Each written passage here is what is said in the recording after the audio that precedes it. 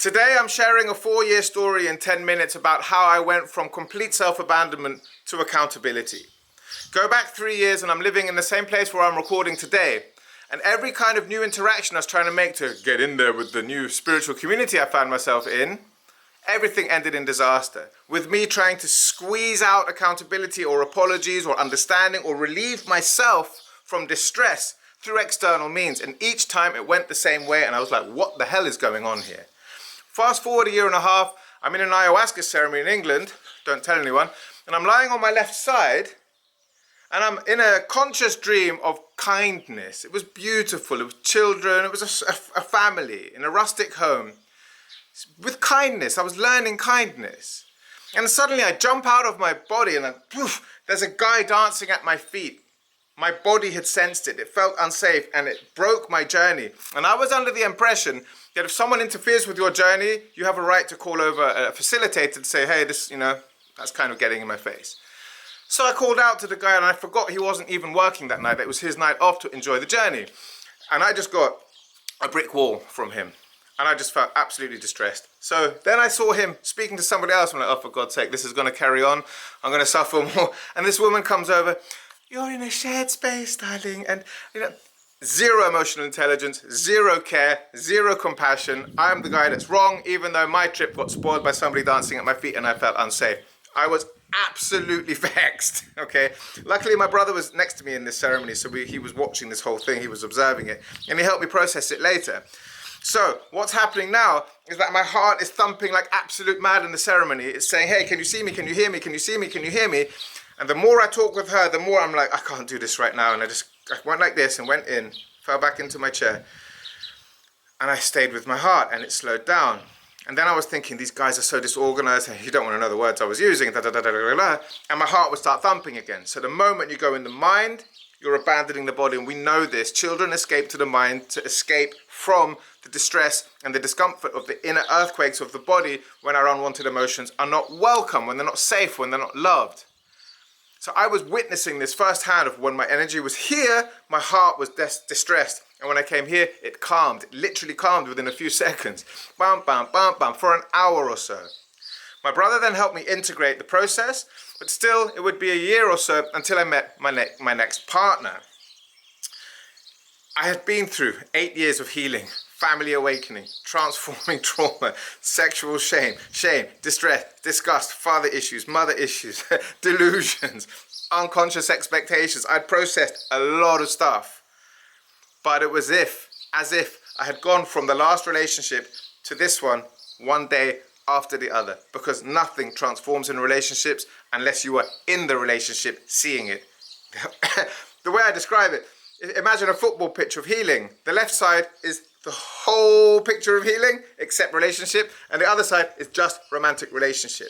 There's so much you can heal here. It's crazy, but it's equal just in relationship with one other person. It's off the charts how much there is to learn in relationship. So within 2 or 3 months, she broke an agreement. She came to my home in London, broke an agreement, and I was like, oh, you do realize we agreed that and you're doing this? How dare you? Rah, rah, rah. And I was like, oh my God, what have I got here? We literally just discussed something. 10 minutes later, it doesn't exist.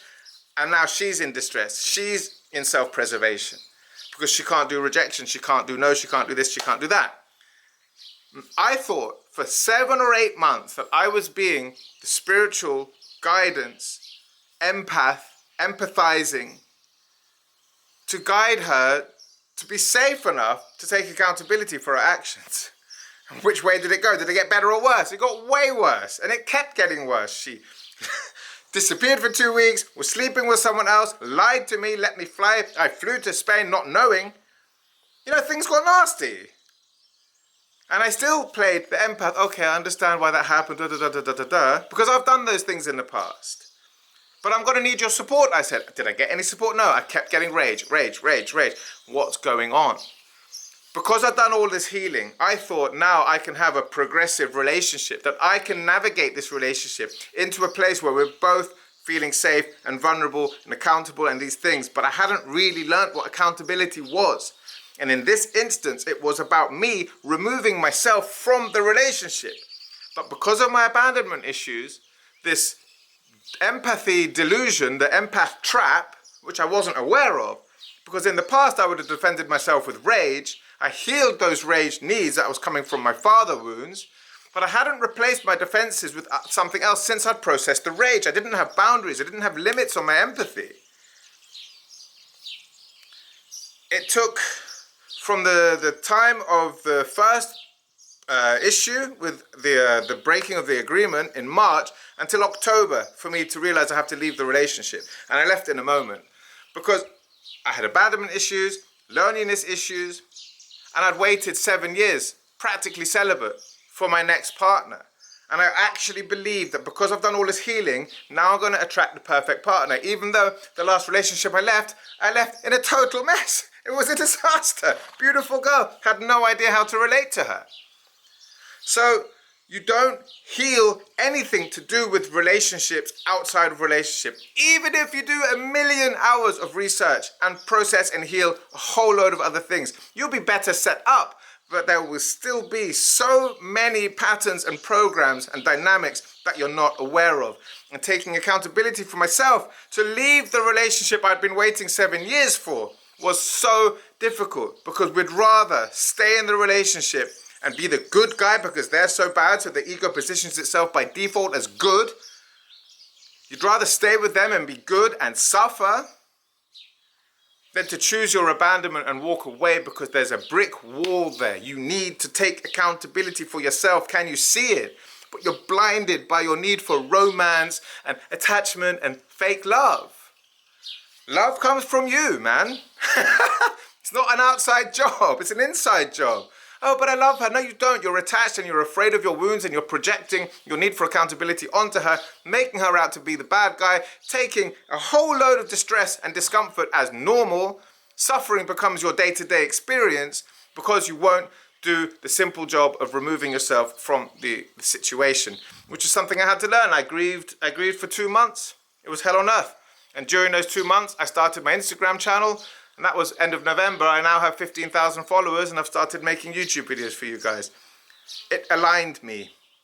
After all of that healing, it aligned me to take that final step to say, even all I want is a female partner, I'll walk away. I'll walk away because I can see this isn't good for my heart. I'm not telling you all to leave your relationships, but if all you're getting is a brick wall and they're running rampant, and you feel distressed and you're trying to get accountability out of them, that's because you're not taking accountability for yourself, okay? Don't expect you to understand this all today or to be able to apply it today, and I don't want you to make rash decisions.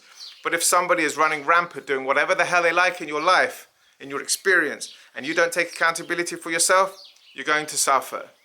And you'd rather suffer than grieve.